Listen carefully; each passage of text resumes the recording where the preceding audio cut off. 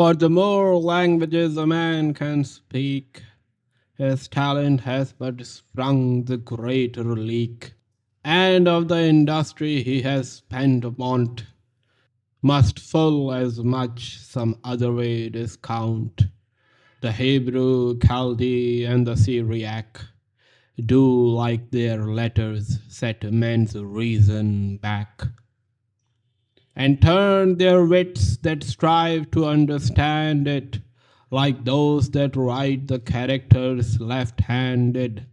Yet he that is but able to express no sense at all in several languages will pass for learneder than he that's known to speak the strongest reason in his own.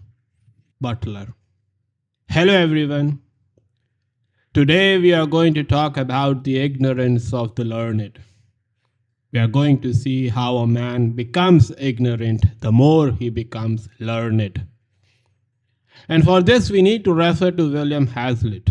Because after all, if you ask any reader, who does he or she go to for a refresher on a common man and common sense, who can actually infuse some common sense in the academic jargon confusing every layman, then Hazlitt would be amongst the first names to be heard. His insightful and poignant words are now part of every collection of essays. In our times, we seem to think that we have lost our way in our manners regarding education.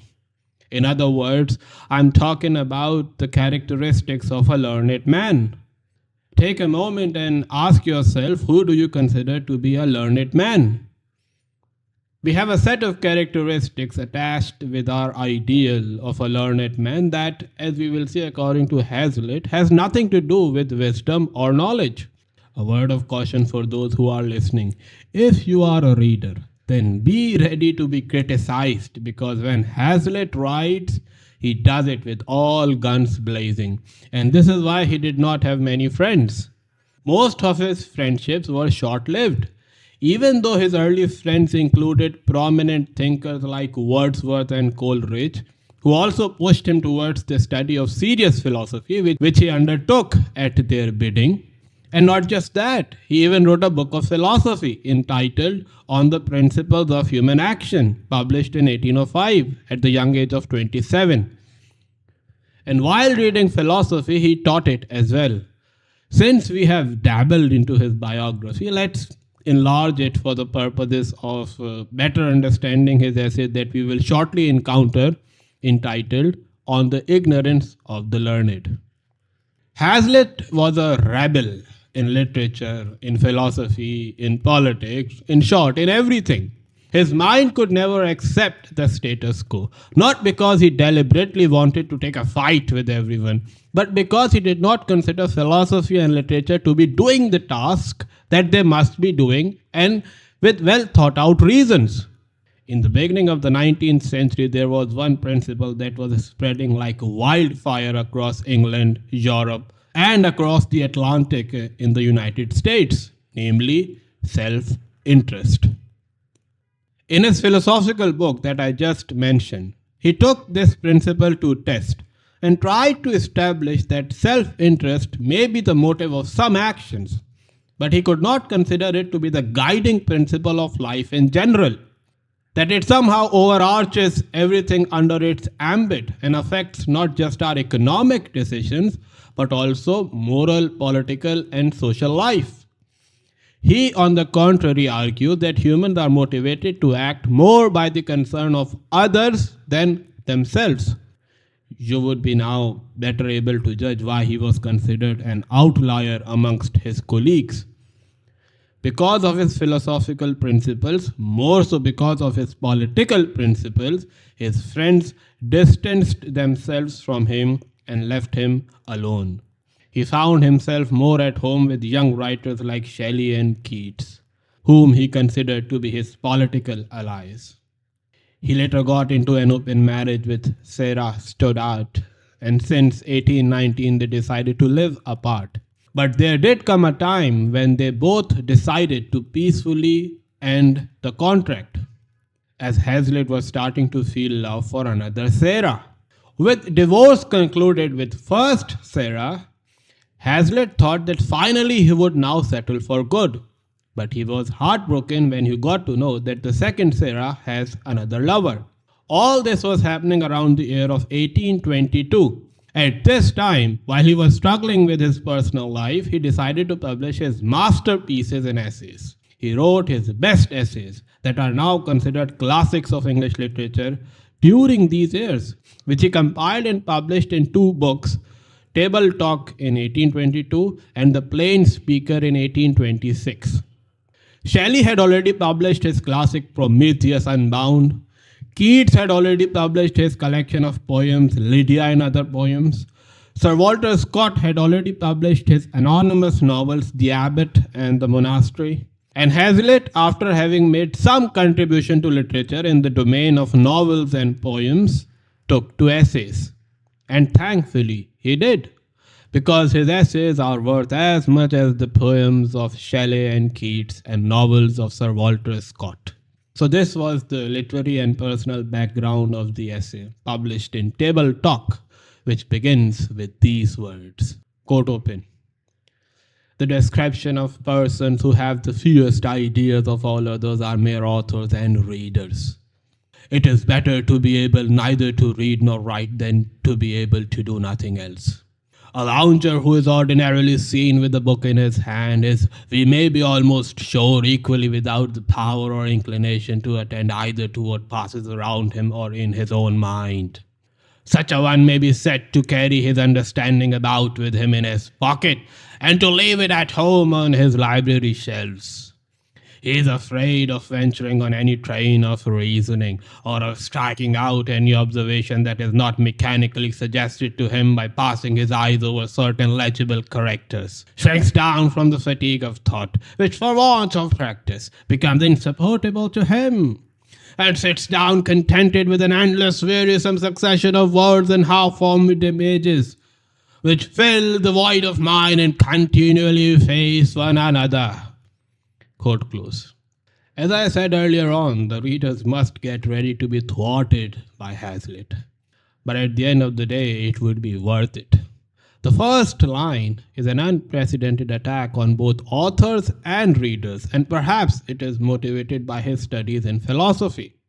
By the way, it must be stressed that since he wrote his philosophical book, he did not seem interested with the same degree of attention in philosophy. He will enumerate other reasons later, but the very first reason is explained here. A reader of philosophy, or in fact, a reader of any other subject, carries his understanding about him in his pocket. You might be thinking, what is the problem with that? If we carry within our pockets books of philosophical aphorisms that can guide us through the day, what evil does it entail?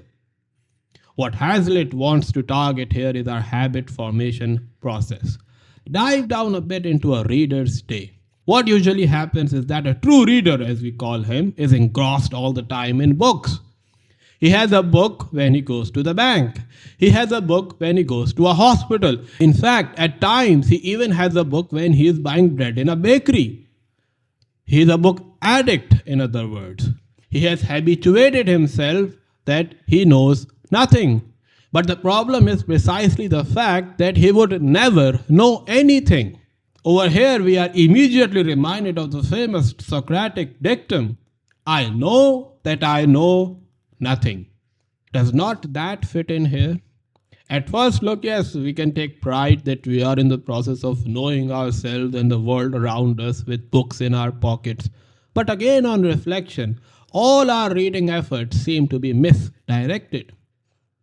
Think about the first part of the Socratic phrase, I know that I know nothing. Socrates knew that he knows nothing. And furthermore, Socrates did not go around with the Iliad or the Odyssey in the Agora. He was, as Hazlitt seems, more concerned about what the others think they know. And that is exactly the point Hazlitt wants to clarify.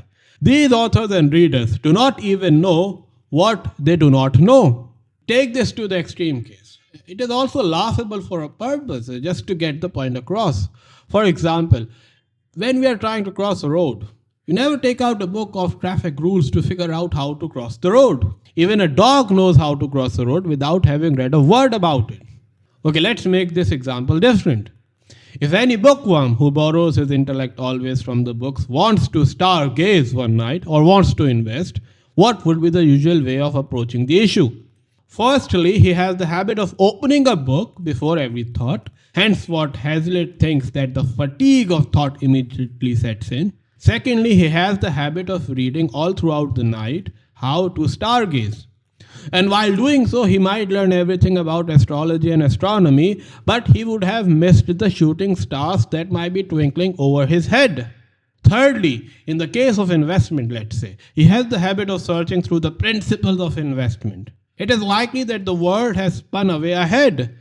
And what the wearisome succession of words would suggest him to do, he would have to do exactly the opposite of what he is suggested to do.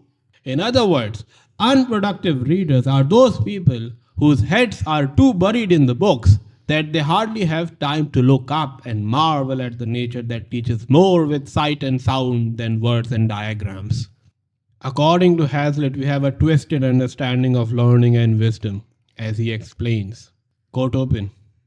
Learning is in too many cases but a foil to common sense, a substitute for true knowledge. Books are less often made use of as spectacles to look at nature with than as blinds to keep out its strong light and shifting scenery from weak eyes and indolent dispositions.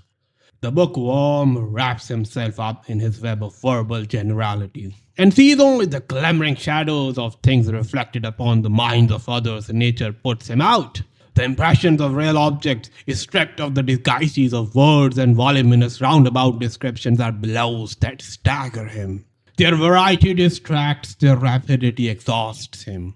And he turns from the bustle, the noise, and clear and whirling motion of the world about him, which he has not an eye to follow in his fantastic changes, nor an understanding to reduce to fixed principles, to the quiet monotony of the dead languages and the less startling and more intelligible combinations of the letters of the alphabet. Quote close. The bookworms have a seemingly well-formed justification and motivation to consult books for learning. This is a classic justification that in order to understand the world, we should read more so that we act and judge wisely. That is to say that the mastery of the world can be understood through the books. In this sense, does Hazlitt call books as spectacles. We sink our heads in books to scoop up from them the analytical framework and stick it in our minds. Readers are right in saying that our minds are not well equipped with the much needed analytic web of relations required to solve the mystery of the world. Therefore, we have the necessity of adjusting our thoughts, thereby adjusting our senses such that they make them understand better what is going around them in the world. But what we forget often is that understanding the world is not the same as experiencing the world. We have scientific labs where we understand the nature of chemicals. It is all amazing. But look at the lab closely. We are well dressed for the experiment. We ensure that we are taking enough precautions so that the assumptions under which the chemicals have to react are satisfied, etc., etc. Do we experience the world as chemicals in a lab? Hazlitt points out the dynamic nature of experience. Yes, words can make us better understand the world, but they can only be able to guide us till the present moment. The very next moment when the reader will put the book aside, his eyes first of all would be too tired of the symbols on the paper, and the world would have gone well beyond past the mysteries that he might have discovered during his reading. The books as spectacles metaphor may not help us in enhancing our experience mostly, because any intellectual analysis is informed by the static nature of the historical data or information. Words are very powerful, but they have one weakness about which they cannot do anything. They cannot move according to time, and a bookworm inherits and learns this behavior from them. He also becomes diluted with the weight of incomprehensible words, making him more of a dullard than an involved spectator. He begins to detest the vibrancy of life. He is annoyed by the fact that the human thought does not have any laws. Why are humans always behaving so randomly? Why is there no strict rule of life? Why is there no recipe of success that could make him rich, happy, and wise? All these questions that seem noble are by their very nature ill formed, and in fact, ill informed. The motivation for a bookworm is ill informed, though the intentions are noble. And Hazlitt does not hold himself back in attacking this lethargic attitude of unproductive readers. While reading these words, we can almost feel the shaking of his pen in rage. He writes, quote open, "You might as well ask the paralytic to leap from his chair and throw away his crutch, or without a miracle, to take up his pen and walk, as expect the learned reader to throw down his book and think for himself. He clings to it for his intellectual support, and his dread of being left to himself is like the horror of a vacuum. He can only breathe a learned atmosphere or as other men breathe common air. He is a borrower of sense. He has no ideas of his own and must live on those of other people. The habit of supplying our ideas from foreign sources enfeebles all internal strength of thought, as a course of dram drinking destroys the tone of the stomach. The faculties of the mind, when not exerted or when cramped by custom and authority, become listless, torpid, and unfit for the purposes of thought or action. Can we wonder at the languor and lassitude which is thus produced by a life of learned sloth and ignorance? By poring over lines and syllables that excite little more idea or interest than if they were the characters of an unknown tongue, till the eye closes on vacancy and the book drops from the feeble hand." Quote close. A bookworm is more of a cheat than a sage. Now we might be able to understand why Picasso said that good artists cheat, but great artists steal. Consider an artist who likes Impressionism. He might take painstaking classes in imitating the great masters like Manet, Monet, Picasso, and Degas. He might well devote his life to their study so that here is the catch: he can paint like them. Again, this is an example. Not every artist is like that. But think for a second. Does not this seem like a noble cause to paint like Monet? But who is the victim under this tutelage? The originality of the artist himself. Cheating requires effort, mind blowing effort, it must be said, and it is a process of learning, no doubt about that. But now consider Picasso. What a genius. Keep in mind his oft repeated quote just mentioned about cheating and stealing. So it came to pass that while Picasso was in Paris, there was a curfew and he was harassed by a Gestapo who found an image of one of Picasso's masterpiece, Guernica. Upon looking at that, the Gestapo asked, "Did you do this?" Picasso replied, "No, you did." Picasso stole the subject matter, the suffering, and the misery of Guernica from the Nazis themselves. This is what he means when he says great artists steal. A great artist is an original artist in the same way a great reader is an original reader. We readers have a lot to learn about how to read from Hazlitt. And the very first lesson and the most important one is that we should get our intention and motivation for the reading rectified. We need to ensure that when we keep the book down, we have strengthened our intellectual faculty and not blunted them to slumber. Yawning while reading is a graver sin than yawning while praying. But we could ask Mr. Hazlitt, what is the sin of the reader when the authors are putting them to sleep? Does not the blame of this lethargy of the reading public lie more on the shoulders of the authors than the readers? If we thought that he had forgotten about dismantling and bashing these best-selling authors, then we were wrong. Because here comes his anger against the main culprit. Quote open. The learned author differs from the learned student in this, that the one transcribes what the other reads. The learned are mere literary drudges. If you set them upon original composition, their heads turn. They don't know where they are. The indefatigable readers of books are like the everlasting copiers of pictures, who when they attempt to do anything of their own, find they want an eye quick enough and hand steady enough and colors bright enough to trace the living forms of nature. Quote close. Just like there are painters who paint with the Raphael in front of them, in the same way there are writers who write with the Aeneid in front of them. Both of them are nothing but copiers of pictures. They have chosen for themselves the easiest way to make money and earn fame, and that also quickly. That is not a mark of great artist or author. A great artist like Van Gogh did not keep a Raphael in front of him to paint. No, he went to the sea and sat in front of the setting sun to paint it. Nature was his model, not an old oil painted canvas. And look how many copies of Starry Night do we have everywhere. Cervantes did not go through every book of psychology or on madness to write Don Quixote. He had his imagination to guide him through. And look, if there is any psychology book now who fails to mention Don Quixote as a case study, this is also one of the standards of recognizing the masters. Look at who is being copied. Because for sure, the greatness of the artist depends upon the originality of his work. And the greats are copied because before they were produced, there was nothing like that and never will be. And Hazlitt wants to stress upon this point that we need not burden our mind with the lugubrious texts of philosophy and literary criticism to blurt them out with a different kind of arrangement, making it even more lugubrious. Please rest assured. Never should you take the impression that Hazlitt is against reading or writing books. He is just fed up of the fake books that have overwhelmed our bookshelves just because of one reason. As much as we believe that they make us think, as much are they making us not think. And writers need to take a look at themselves as well.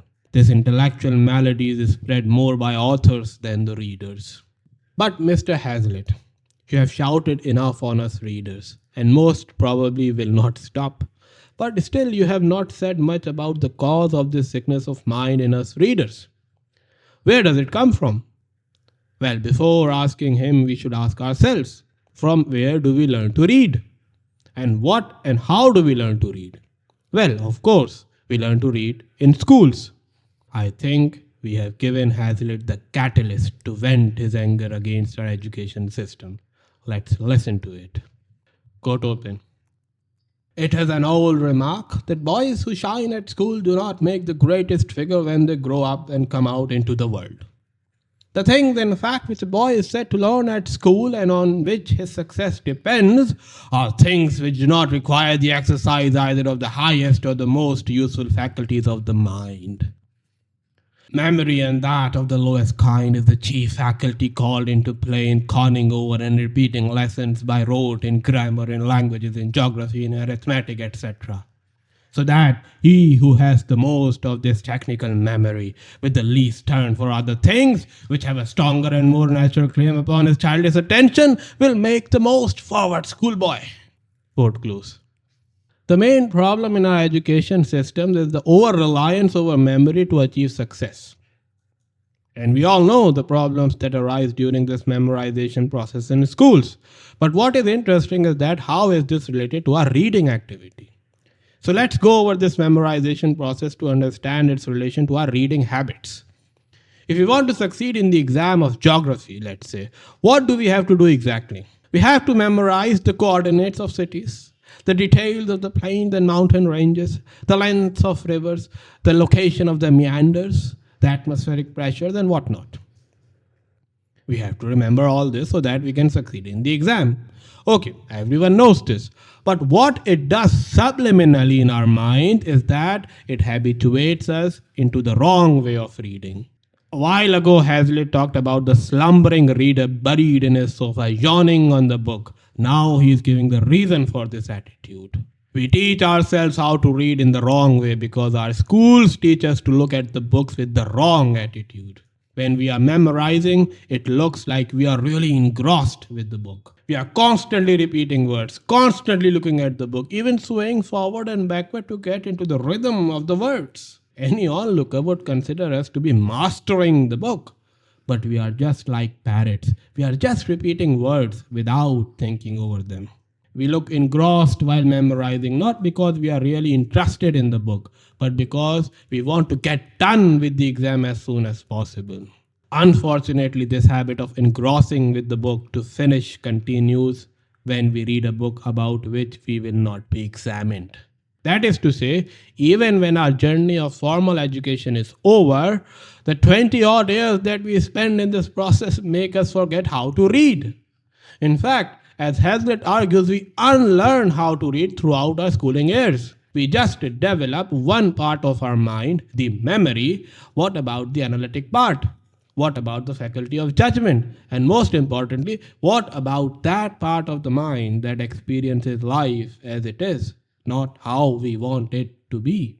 The useful faculties of mind are ill formed, and the useless faculties of mind are well formed in schools. Okay, then what about the productive student? Tell us something about him as well, Hazlitt. It seems his rage dies out completely when describing the idle student. Obviously, idle in the ironic sense. He presents us the productive student thus. Quote open. An idler at school, on the other hand, is one who has high health and spirits, who has the free use of his limbs, with all his wits about him, who feels the circulation of his blood and the motion of his heart, who is ready to laugh and cry in a breath, and who had rather chase a ball or a butterfly, feel the open air in his face, look at the field or the sky, follow a winding path, and enter with eagerness into all the little conflicts and interests of his acquaintances and friends, then doze over a musty spelling book, repeat barbarous statistics after his master, sit so many hours pinioned to a writing desk, and receive his reward for the loss of time and pleasure in paltry prize medals at Christmas and midsummer. Quote close. Earlier on, we did a video on Robert Louis Stevenson's essay on the discussion of what does it mean to be an idler. In it, we discussed in detail what characteristics are required to be an idler. Hazlitt follows almost the same description in presenting this picture. The main problem in our education system is this lethal obsession with paltry prize medals at the end of the academic year. The ranking of the students according to their grades, as if the true merit of being a human is under scrutiny if a particular student fails a certain exam. It defeats the purpose of education. It defeats the purpose of humanity. We are not here to go around displaying our achievements to the world. They will shine for themselves. Einstein was horrified by his early schooling experience, and he always remembered those years with disgust. He was at times even afraid to go to school. He saw his feathers withering away in the rigidity of the German schooling system. By the age of 15, he had had enough of it. From the age of 16, he almost taught himself. He managed to get enrolled in Federal Institute of Zurich in Switzerland. Upon graduation, he chose programs in physics and maths, but soon got tired of the strict culture of rote memory and examination. So much so that, imagine for yourself, so much so that he lost interest in science altogether and did not touch a word of science for a whole year. Einstein became Einstein precisely because he knew that education is not about memorization and tests and accolades. On the contrary, education is about curiosity and innovation. Which accolade did he not receive in his field when he passed away? Towards the end of his career, he was worried that mathematics did not have much in store for his imagination. He died thirsting for more knowledge. And it is not just about Einstein. Do not be mistaken that it suggests that students should not go to schools or something of the kind. Allow the student outside school time to explore life as he or she wants to. We need to stop boxing our perspectives into success and failure in education. While you are listening to me, you are getting educated. At least I hope so. While you are running in the park, you are getting educated. While you are smelling the rose, you are getting educated. While you are listening to Mozart, you are getting educated. While you are embracing your mom, you are getting educated. While you are looking at someone taking his last breath, that's perhaps when you are getting educated the most. Life is too short to spend parroting around with heavy maxims that nobody understands but everyone praises. What matters is that we understand and experience to the fullest the life in front of us. But Hazlitt has to up the ante and take this discussion to the level of politics. Because after all, from where do we get these politicians sitting in the parliament? Hazlitt has something really scathing to say about them. He laments with anger. Quote open. Our men of the greatest genius have not been most distinguished for their acquirements at school or at the university. The enthusiast fancy was a truant ever. Gray and Collins were among the instances of this wayward disposition. Such persons do not think so highly of the advantages, nor can they submit their imagination so servilely to the trammels of strict scholastic discipline. There is a certain kind and degree of intellect in which words take root, but into which things have not power to penetrate. A mediocrity of talent with a certain slenderness of moral constitution is the soil that produces the most brilliant specimens of successful prize essays and Greek epigrammatists. It should not be forgotten that the least respectable character among modern politicians was the cleverest boy at Eton. Quote close. He makes a clear distinction between things and words. We should remember that reading, strictly speaking, is an activity that involves sight and, internally speaking, if productively used, imagination. We read by looking at words or touching in the case of blindness. But when we experience things, when a cafe waiter serves the coffee, we have all our senses alert that now comes what Balzac used to drink 50 times a day. But that is not it. There is a different faculty where the experience of words is stored, and there is a different faculty where the experience of world is stored. Reading, in essence, is an activity that should work like a cow eats its fodder. Memory is not a useless faculty. It is helpful when these words stored in it help us reflect later. Just like cow munches all throughout the day, we need to develop the habit of munching words, crushing them, grinding them, questioning them, engaging with them, throwing some away, storing some. We need to build the correct relationship with words such that they become a part of our experiencing world. Too much storage without usage leads to stale petulance. Just like things decompose, words also decompose in us if they lie untended for too long. And slowly, this decomposition affects our perspective, our behavior, and most importantly, our moral beliefs. And as Hazlitt explains, the first victim of this decomposition is our moral self. Sadly enough, this decomposition is misunderstood in the echelons of politics as the highest achievement. Our society at large is completely upended because our education systems are upended. The people who should be kept the furthest away from the place where common sense should rule, i.e., the parliament, are the very people who enjoy the fruits of our fragile democracy. The most immoral of the lot at Eton is the most loved in the parliament. Hazlitt wants to open our eyes by giving the example of the parliament because it is the place that symbolizes our decadent education culture. And nobody is unaffected, even those who are uninterested in politics, by the policies of the parliament. After having expressed his disgust in animated style, Hazlitt provides a simple description of what our society at large calls learning. He explains sarcastically. Quote open. Learning is the knowledge of that which is not generally known to others and which we can only derive at second hand from books or other artificial sources.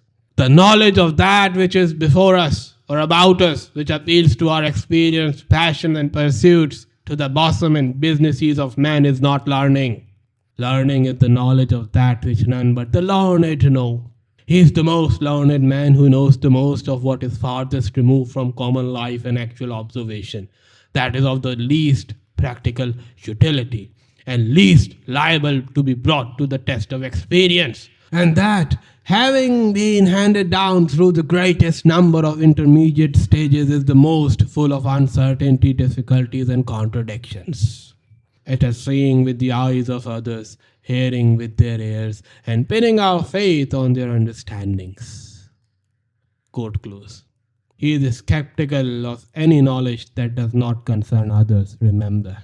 And just when we thought that he might have had enough of his rage, he intervened and bursts out the following words.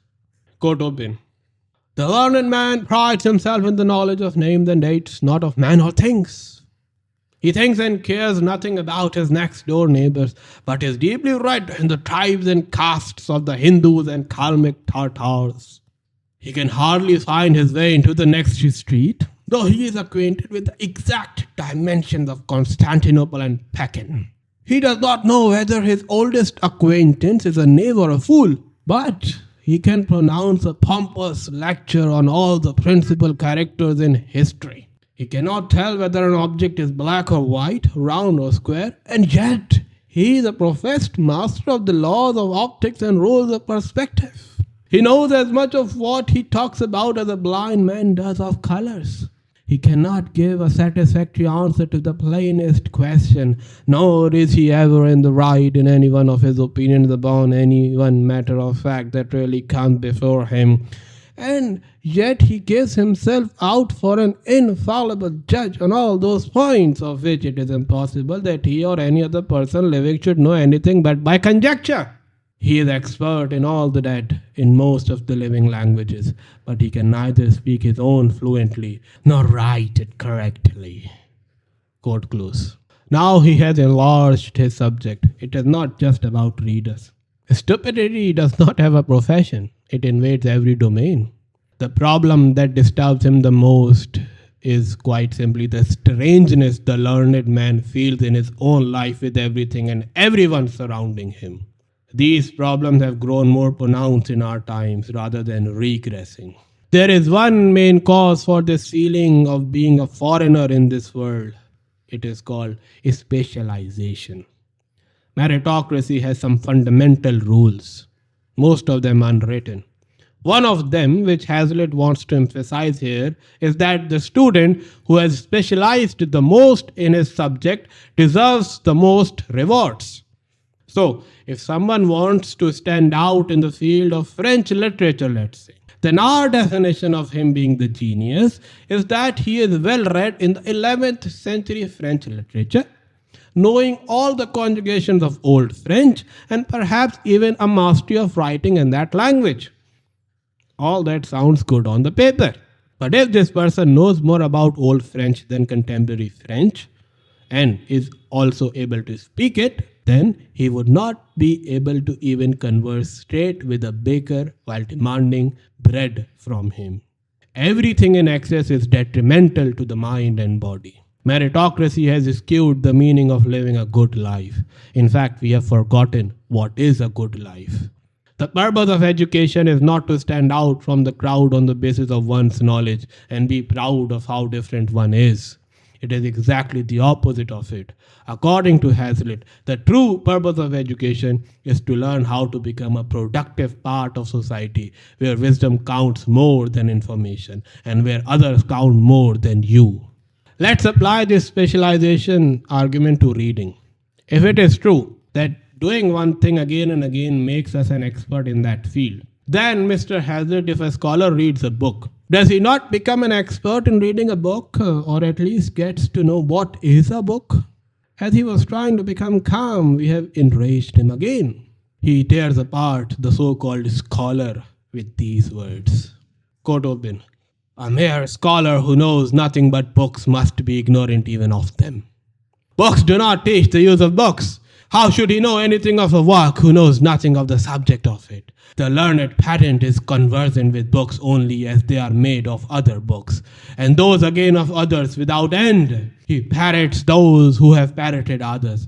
He can translate the same word into 10 different languages, but he knows nothing of the thing which it means in any one of them. He stuffs his head with authorities built on authorities, with quotations quoted from quotations, while he locks up his senses, his understanding, and his heart. He is unacquainted with the maxims and manners of the world. He is to seek in the characters of individuals. Quote close. Hazlitt is unforgiving. He is relentless in his attack. It must have been a sight to observe him write.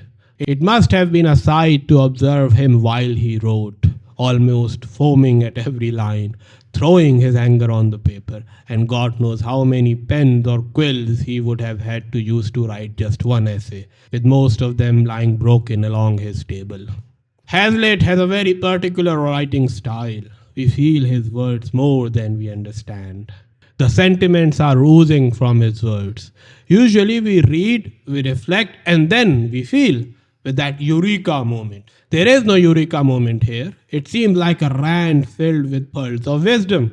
He does not give the reader a break. We feel tired and dejected after having read him, but at the same time satisfied that finally someone said precisely what we wanted to say.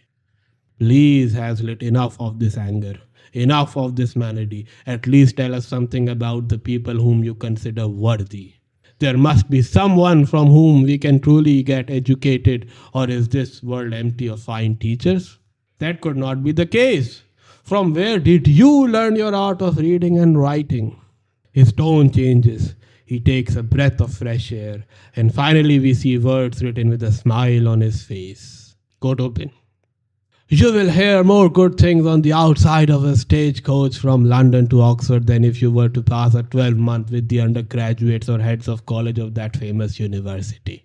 And more home truths are to be learned from listening to a noisy debate in an ale house than from attending to a formal one in the House of Commons. An elderly country gentlewoman will often know more of character and be able to illustrate it by more amusing anecdotes taken from the history of what has been said, done, and gossiped in a country town for the last 50 years. Then the best blue stocking of the age will be able to glean from that sort of learning, which consists in an acquaintance with all the novels and satirical poems published in the same period. Quote close. The best classroom is the common life. It must be remembered that the most difficult life to live is the simplest. We have the urge of detaching ourselves from others, to stick our heads out from others so that we can look ahead more and before others.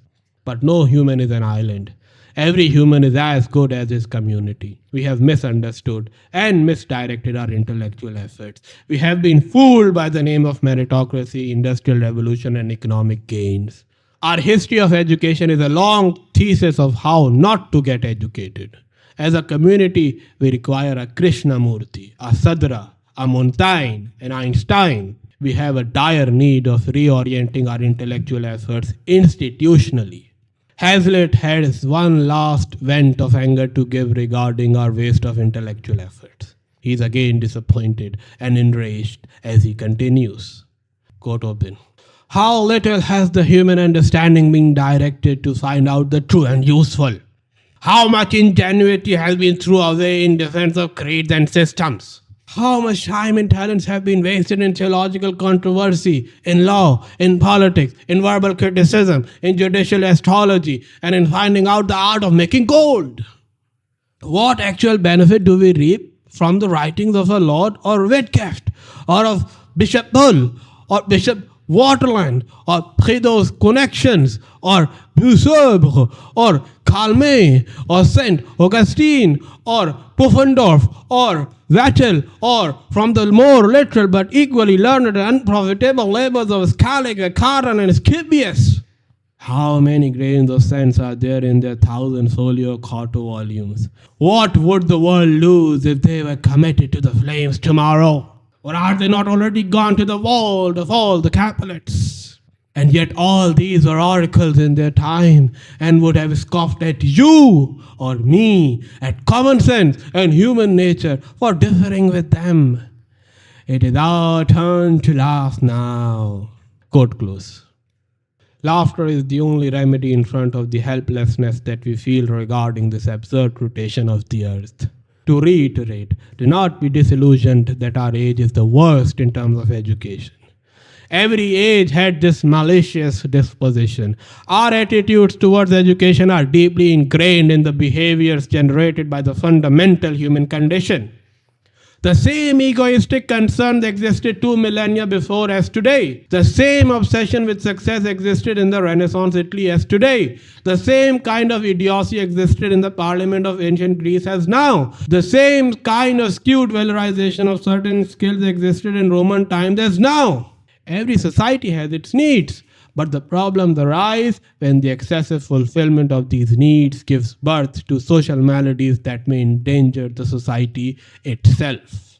Today, we are obsessed with economic progress. Our education systems are designed so that the glorified number that we call the GDP increases annually. We must act now, before our story would be written with the introduction. Once upon a time there was. Learn as much as is required to live a good life. That seems to be the motto of Hazlitt's advice. I leave you with the last words that he wrote in this essay, in which he glorifies the idol who taught him the most in his life, the genius whose intellectual spirit is discovered the more one reads him. Yes, it is no other than the writer of English language par excellence, Shakespeare. I conclude as Hazlitt concludes. Quote open. Shakespeare's was evidently an uneducated mind, both in the freshness of his imagination and the variety of his views, as Milton's was scholastic in the texture both of his thoughts and feelings. Shakespeare had not been accustomed to write themes at school in favor of virtue or against vice. To this we owe the unaffected but healthy tone of his dramatic morality. If we wish to know the force of human genius, we should read Shakespeare. If we wish to see the insignificance of human learning, we may only study his commentators. Quote close. Thank you, everyone.